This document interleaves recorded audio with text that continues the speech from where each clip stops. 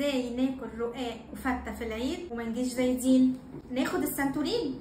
ايه بقى هو السانتولين ده؟ السانتولين ده عباره عن نوعين امينو اسيدز بيشتغلوا مع بعض، البرولين والانانين. بيعملوا ايه بقى؟ بيقللوا امتصاص السكر، بيشتغلوا على الانزيم اللي بيحول النشا بتاع الرقاق والفته للسكر اللي هو الجلوكوز اللي هيخش الدم ويعلي لي الانسولين. لا، هما بيقفلوا لي الحته دي، وبالتالي جزء من النشا اللي اتكون هينزل من غير ما يمتص.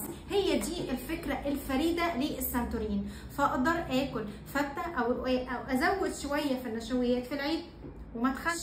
باخده بقى ازاي؟ كبسولتين قبل الوجبه اللي فيها نشويات. مين اللي ياخده؟ الناس اللي عندها مقاومه انسولين، الناس اللي عامله دايت ومش عايزه تزيد، البنات اللي عندها تكيس مبايض، مناسب لسكر النوع الاول وسكر النوع الثاني، مناسب كمان للمرضعات.